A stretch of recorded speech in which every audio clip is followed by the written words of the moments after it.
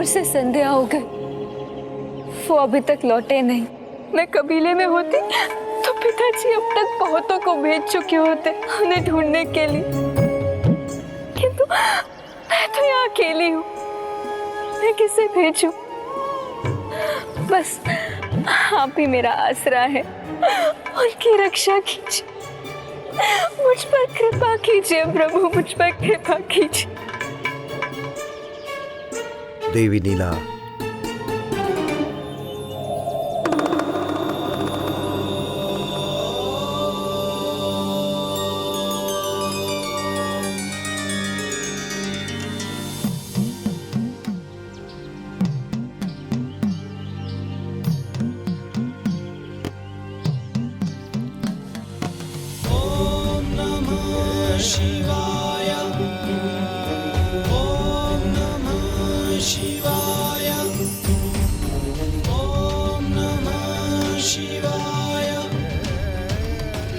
आप कौन है स्वामी जी?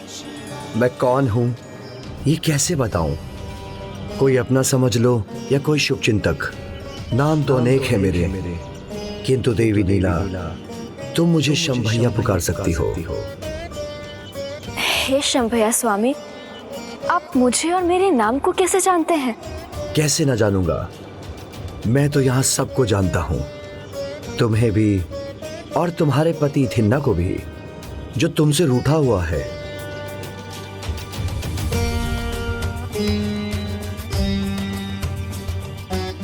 तो क्या आपने उन्हें कहीं देखा है?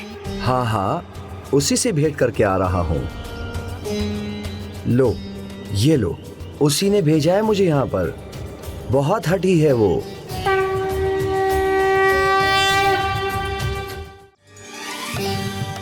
तो क्या आप उन्हें बहुत वर्षों से जानते हैं?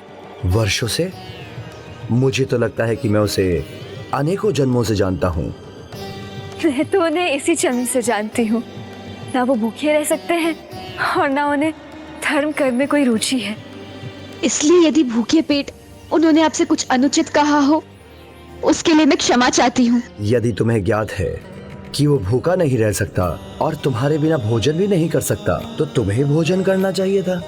विवाह में तो दो लोगों के जीवन जुड़ते हैं, इसलिए संबंध में कुछ बातें एक की मानी जाती हैं और कुछ दूसरे की।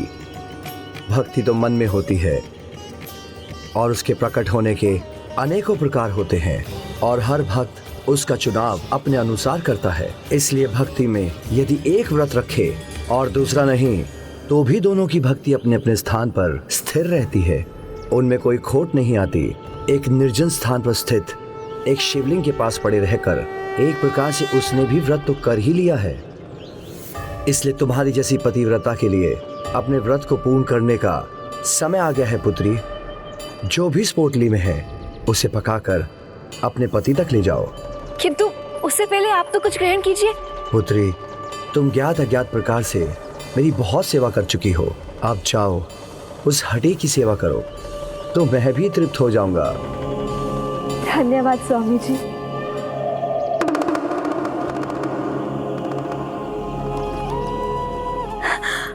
वो भोर से भूखे होंगे, मैं शीघ्र कुछ पकाकर उन तक ले जाती हूँ।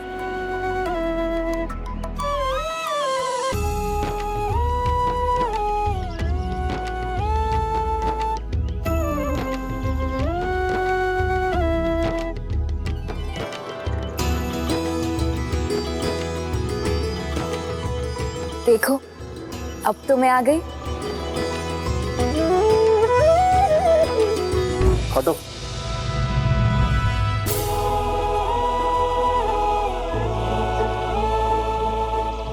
सदा के समान आप मुझे देखेंगे तो आपका क्रोध शांत हो जाएगा।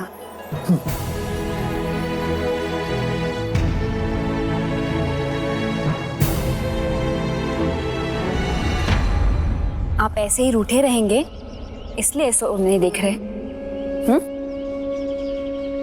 अब तो आपकी इच्छा पूर्ण हो गई, फिर क्यों रूठे हैं आप? मैंने तो कहा था कि आपको भोजन के लिए कुछ प्राप्त नहीं होगा, किंतु आप ही उचित थे। आपने भोजन की व्यवस्था भी कर ली और उन वृद्ध स्वामी के हाथों मुझ तक भोजन की वस्तु भी भेज दी।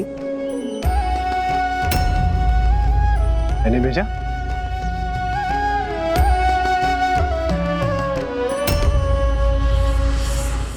मैंने तो किसी को नहीं भेजा। मैं आपकी पत्नी हूँ, आप मुझसे असत्य नहीं कह सकते। दूर रहकर भी आपके चरणों चिन्ह को पहचान सकती हूँ। ये तो फिर भी आपके अंग वस्त्र हैं।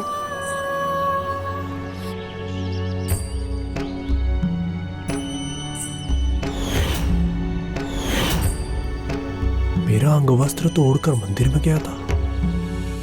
आप सत्य कहिए, आप ही ने भेजा था ना इसे शंभैया के साथ? शंभैया?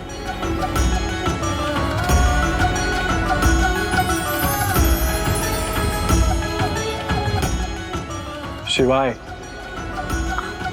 पर उन्होंने तो कहा था कि वो आपको बहुत दिनों से जानते हैं, और आप तो उनका नाम भी भूल गए। शंभैया है वो। मैं तो आज पहली बार मिला शिवाय से। वो वहां से आए होंगे जहां पर मेरा अंग वस्त्र उड़कर चला गया था। मैं कुछ समझी नहीं।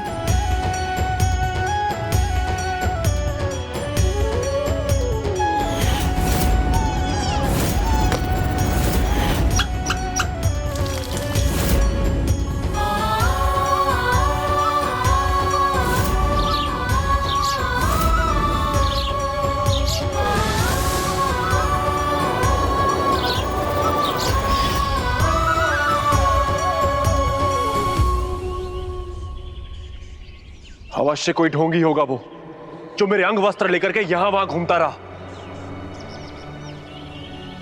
नहीं स्वामी, ढोंगी नहीं, स्वयं शिव थे।